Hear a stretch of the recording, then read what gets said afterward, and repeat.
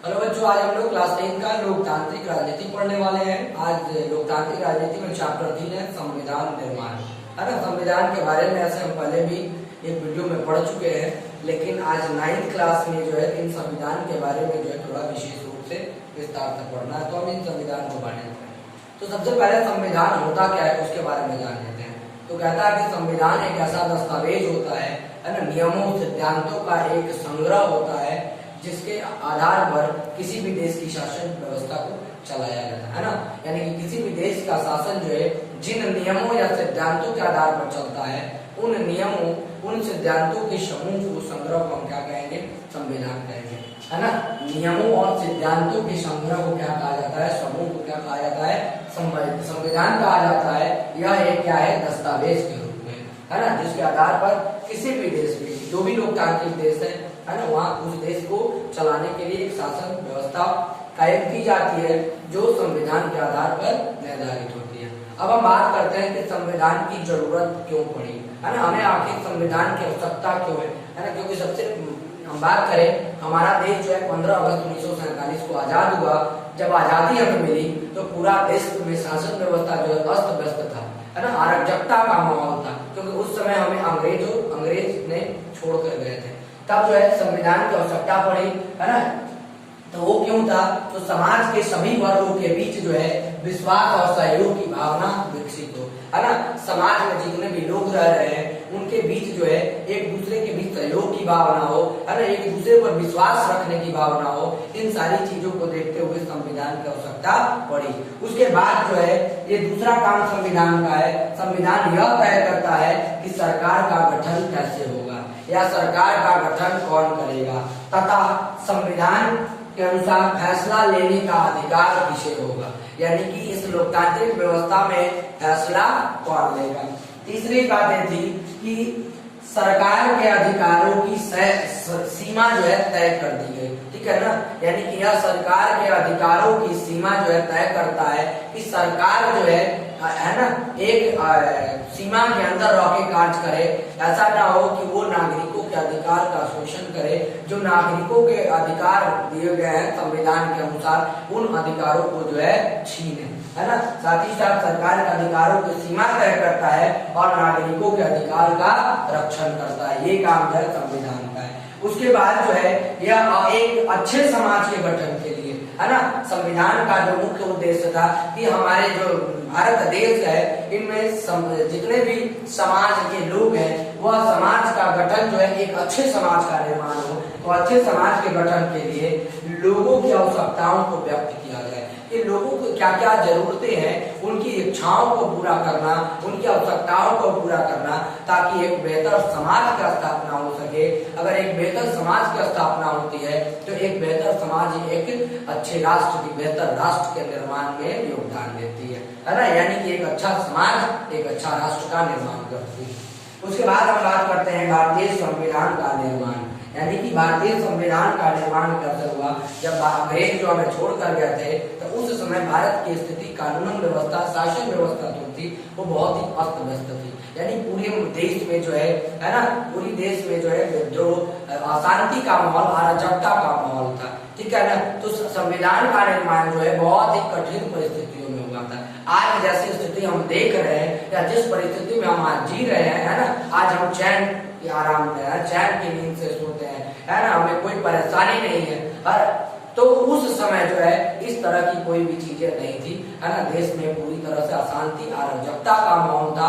तब जो है लोगों ने जो है संविधान बनाने की मांग की और इस मांग को सबसे पहले 1922 में महात्मा गांधी द्वारा यह कहा गया कि अगर संविधान का निर्माण होगा तो संविधान का निर्माण का जो आधार होगा वह भारतीयों की इच्छा पर आधारित होगी। यानी कि भारतीयों की इच्छा के अनुसार, भारतीयों की आवश्यकता को देखते हुए, है ना, यह संविधान का निर्माण होगा। उसके बाद जो है 1924 में मोतीलाल नेहरू द्वारा जो है संविधान सभा का गठन की मांग की गई। यानी कि संविधान के निर्माण के लिए एक संविधान सभा का गठन हो जिसमें समाज के सभी वर्गों का योगदान हो, समाज के सभी वर्गों के लोग जो है मिलकर एक बेहतर संविधान का निर्माण करें जो कि एक बेहतर राष्ट्र की निर्माण कर सके। चलिए अब हम बात करते हैं संविधान सभा की, है ना। यानी कि सबसे पहले तो 1922 में महात्मा गांधी ने यह प्रस्ताव रखा था, यह विचार रखा था कि अगर संविधान का निर्माण होगा तो वह निर्माण जो है भारतीयों की इच्छा अनुसार उनकी आवश्यकताओं के आधार पर होगा। उसके बाद 1924 में मोतीलाल नेहरू ने संविधान सभा के गठन की मांग की और संविधान सभा का गठन हुआ। अंततः संविधान सभा का गठन जो है दिसंबर 1946 में कर दिया गया था और इस संविधान सभा की पहली बैठक जो है 9 दिसंबर 1946 को हुई थी, है ना।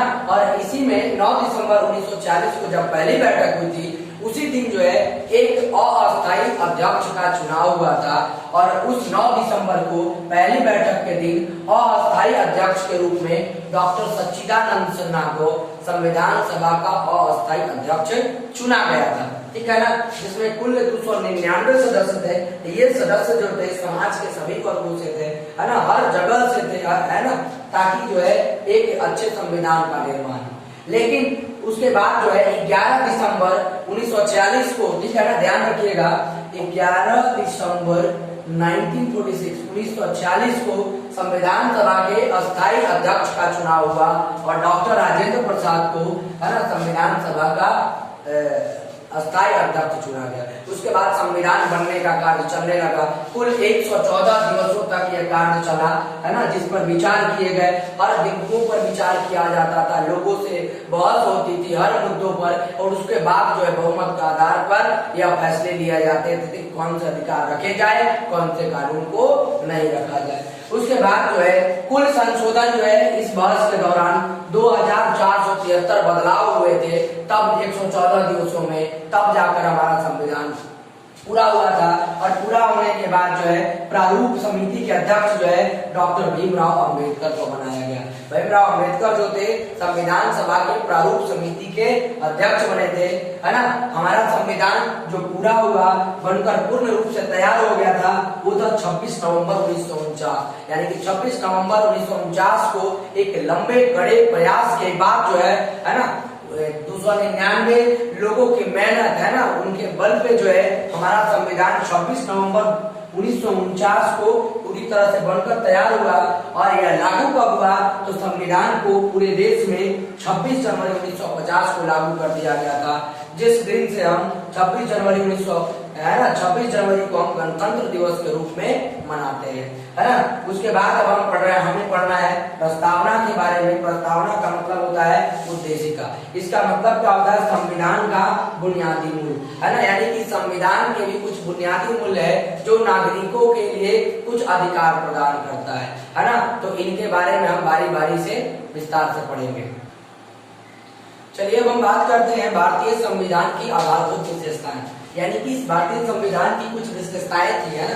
भारतीय संविधान में कुछ ऐसे विशेषताएं थी जो नागरिकों के हित में था, समाज के कल्याण के लिए था, राष्ट्र के विकास के लिए था। तो उन विशेषताओं के बारे में पढ़ेंगे। सबसे पहला संप्रभुता। प्रभुता का मतलब क्या होता है, अधिकार स्थापित करना किसी पर, है ना, ठीक है ना। तो संप्रभुता कहता है कि भारतीय संविधान जो है लोकप्रिय प्रभुता पर आधारित है, संविधान है, ठीक है ना। यहाँ जो है शासन का जो अधिकार है वो जनता के हाथों में निहित रहती है। यानी कि जनता ही जो है शासन जो है चलाने का कार्य करती है। जनता के बीच से कोई प्रतिनिधि चुनाव जीत कर, है ना, शासन में जाते हैं और तब जो है जनता के लिए वो शासन करते हैं, सत्ता को चलाते हैं, ठीक है ना। क्योंकि यह जो है कहा गया है कि इसकी अंतिम शक्ति जो है, जो भी इस शासन व्यवस्था की अंतिम शक्ति जो होगी वो कहाँ होगी, जनता में निहित होगा।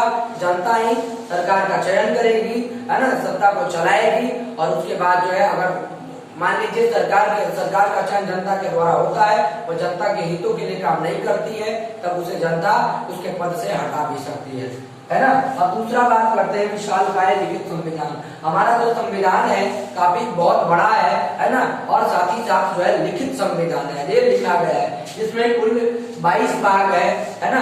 अब तो ये मूल संविधान की मैं बात कर रहा हूँ, है ना। उसके बाद इसमें अनुच्छेदों की संख्या 395 है और अनुसूचियां अब 12 हो गई है, ठीक है ना। अनुच्छेद भी बड़े हैं, अनुच्छेद भी 450 के आसपास हो गए हैं। उसके बाद भाग ये जो है 25 के आसपास हो गए, ठीक है ना। अनुसूचियां क्या है, 12 है। तो हमारा संविधान जो है बहुत ही बड़ा संविधान है। इसमें मौलिक अधिकार, नागरिकों के जो मौलिक अधिकार है ना, उनका विस्तृत रूप से वर्णन किया गया है तथा किन परिस्थितियों में यह अधिकार को छीने जाएंगे या अधिकारों की क्या सीमा होगी, किस तरह से अधिकारों का रक्षण किया जाएगा, इन सारी चीजों का वर्णन जो है पूरी तरह से इस संविधान में किया गया है। साथ ही साथ जो है प्रशासनिक व्यवस्था के बारे में भी है ना पूरी तरह से ये वर्णन किया गया है, ताकि जो है शासन चलाने में प्रशासन के लोगों को भी किसी भी तरह का कोई समस्या न हो। उसके बाद हम बात करते हैं लोकतांत्रिक गणराज्य। लोकतांत्रिक गणराज्य का मतलब होता है ना, यानी कि लोकतांत्रिक शासन व्यवस्था।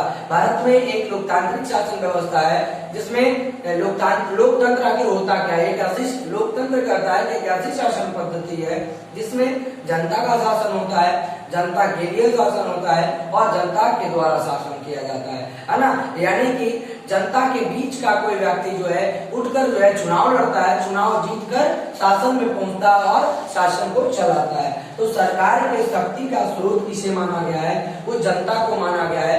सरकार के शक्ति का स्रोत जो है जनता में निहित होती है। उसके बाद जनता द्वारा ही प्रतिनिधियों का चुनाव होता है और प्रतिनिधियों के चुनाव होने के बाद जो है वे सत्ता में जाते हैं और सरकार को चलाते हैं।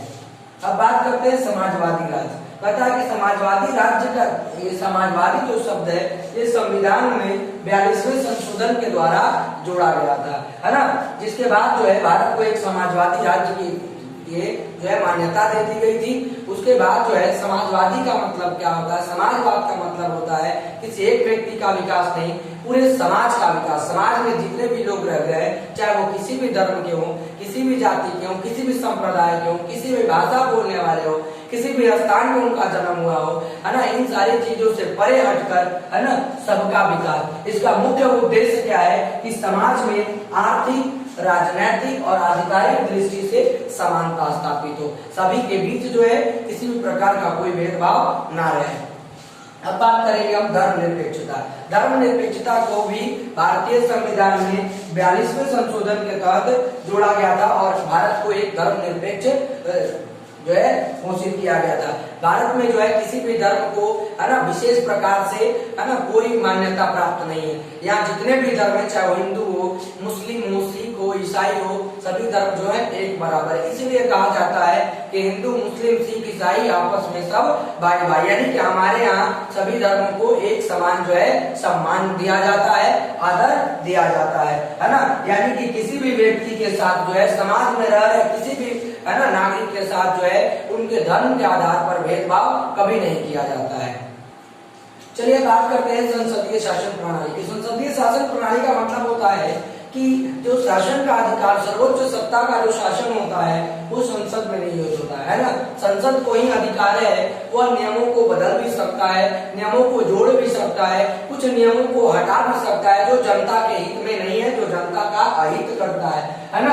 वास्तविक सत्ता जो है मंत्री परिषद में निहित होती है, क्योंकि अगर मान लीजिए कोई भी कानून बनाना है ना जो जनता के लिए लाभकारी हो, तो सबसे पहले मंत्री परिषद है ना, संसद में मंत्री परिषद के द्वारा उस कानून का प्रस्ताव लाया जाता है। उसके बाद जो है बहुमत के आधार पर, 2/3 बहुमत के आधार पर है ना उसे पास किया जाता है और पास करने के बाद जो है वो कहाँ पहुंचता है, वो राष्ट्रपति के पास पहुंचता है। यानी कि राष्ट्रपति तथा राज्यपाल जो है संवैधानिक प्रमुख है।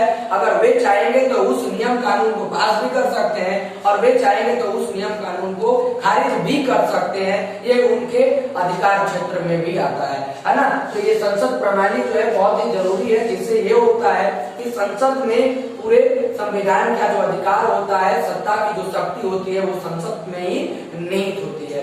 उसके बाद जो है संघीय शासन प्रणाली, यानी कि भारत को राज्यों का एक संघ कहा गया। कहने का मतलब कि भारत में जितने भी राज्य हैं उन सभी राज्यों को जोड़कर है ना इसे संघ के रूप में मान्यता दी गई है। तो संविधान में शासन शक्ति एक ही कहता है कि भारतीय संविधान में जो शासन शक्ति था वो केंद्र सरकार, राज्य सरकार और विभिन्न इकाइयों में क्या कर दिया है, बांटने का कार्य किया है। यानी कि शासन की जो शक्ति है वो विभिन्न वर्गों में विभाजित किया गया है। यानी कि यहाँ सत्ता का बंटवारा हुआ है, सत्ता का विभाजन हुआ है ना, जिससे समाज के सभी वर्गों के लोगों का जो है योगदान हो, सभी लोग जो है सत्ता से जुड़ सके, है ना, सभी समाज के सभी वर्गों का विकास संभव हो सके।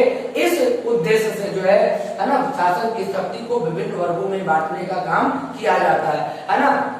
अगर शासन की शक्ति नहीं बटेगी, है ना, अगर विभिन्न वर्गों में नहीं बटेगा तो गृह युद्ध की समस्याएं उत्पन्न हो सकती है। अगर मान लीजिए केंद्र तथा राज्य के बीच में अगर किसी विवाद हो जाता है तो उस विवाद का निपटारा जो है न्यायपालिका करेगी, क्योंकि न्यायपालिका जो है हमारे देश में एक स्वतंत्र मानी गई है। सरकार के 3 अंग होते हैं, एक होती है विधायिका, दूसरा कार्यपालिका, तीसरा न्यायपालिका। तो न्यायपालिका स्वतंत्र मानी जाती है, उस पर किसी का भी अधिकार नहीं होता है। अब हम बात करेंगे न्यायपालिका की स्वतंत्रता।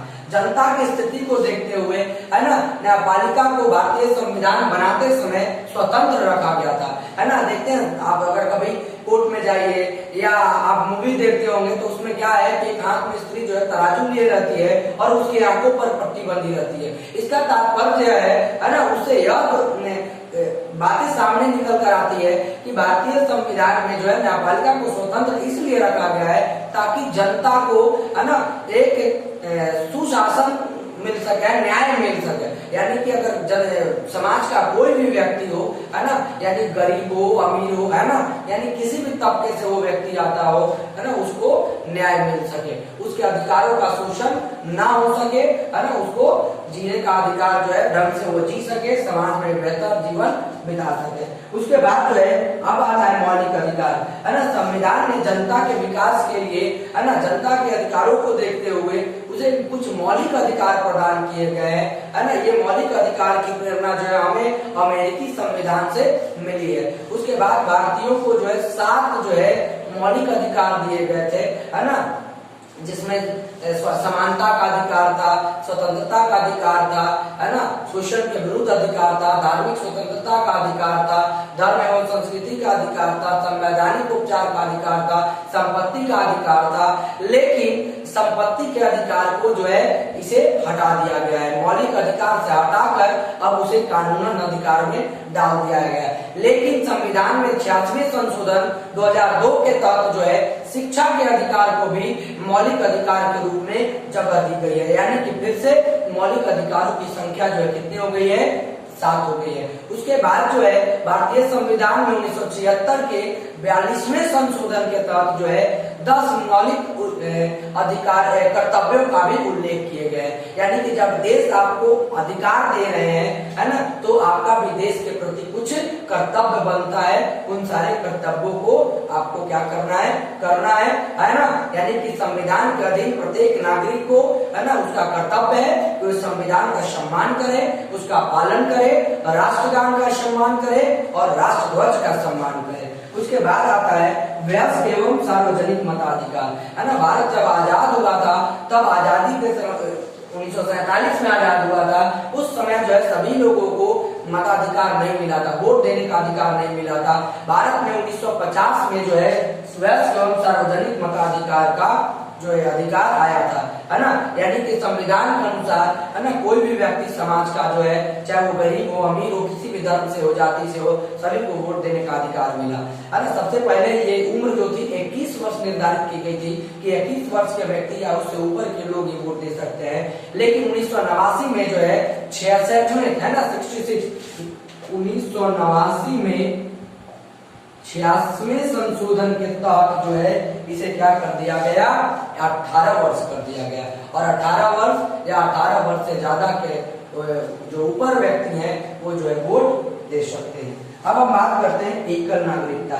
एकल नागरिकता का मतलब है कि अगर आप भारत में हैं तो आपको जो है ऐसा नहीं है कि आप भारत के किसी प्रांत में जैसे बिहार में या यूपी में झारखंड में है तो आपको अलग नागरिकता लेने का जरूरत है, क्योंकि भारत क्या है, राज्यों का एक संघ है। यहाँ पे अगर आप भारत के नागरिक हो गए तो आप किसी भी राज्य में निवास करते हो, किसी भी क्षेत्र में निवास करते हो, है ना, भारत की सीमा के अंदर आपकी जो नागरिकता होगी बस वो एक ही होगी और वो नागरिकता भारतीय कहलाएगी, है ना। यानी कि भारत में एकल नागरिकता को अपनाया गया है। अगर ऐसा नहीं है कि आप बिहार में तो फिर बिहार की भी नागरिकता आपको मिलेगी और भारत की भी नागरिकता मिलेगी, आपको सिर्फ और सिर्फ केवल भारत की नागरिकता मिलेगी। ये क्या कहलाया, एकल नागरिकता कहलाया। तो इस तरह से हमने संविधान के बारे में सब पढ़ा, संविधान को जाना, संविधान की जरूरतों को जाना, है ना, उसके बाद संविधान की विशेषताओं को जाना।